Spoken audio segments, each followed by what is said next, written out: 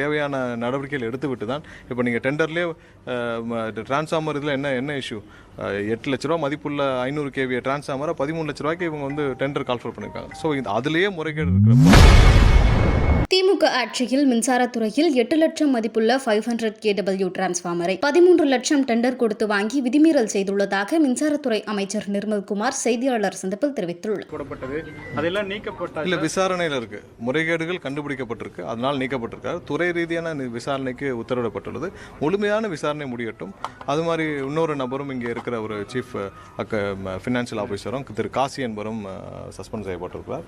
So இந்த நபர் மேலே ஏற்கனவே சிபிஐ கேஸ் இருக்குது. சிபிஐயில் போன வாரம் இவர் போட்ட பெட்டிஷனும் டிஸ்மிஸ் பண்ணப்பட்டிருக்கு. அவர் மேலே பல குற்றச்சாட்டுகள் இருக்குது. அந்த நபரும் நேற்று வந்து சஸ்பெண்ட் செய்யப்பட்டிருக்கிறார். ஸோ இது போன்ற நபர்கள் இனிமேல் இந்த வளாகத்துக்குள் வராத அளவிற்கு, இந்த மாதிரியான முறைகேடுகள் நடக்காத அளவுக்கு என்ன செய்யணுமோ அதை தெளிவாக முதல்வர் தலைமையிலான அரசு செய்யும். இல்லை, அதை தான் இப்போ திட்டமிடணும். ஸோ இதை முதல்ல நிர்வாகத்தை சீரமைக்கணும்.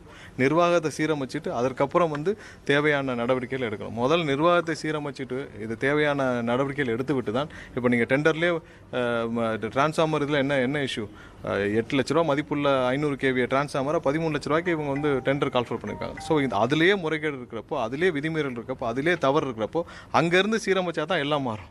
ஸோ அதனால் முதல்ல பேஸை சீரமைச்சிட்டு தான் அதுக்கப்புறமான இதை புத்துணர்வு கொண்டு வரதுக்கான முயற்சிகள் நடக்க வேண்டும். ஸோ அது அந்த நடவடிக்கை. செய்திகளை உள்ளது உள்ளபடி தெரிந்து கொள்ள ரெஃப்ளெக்ட் நியூஸை சப்ஸ்கிரைப் பண்ணுங்க.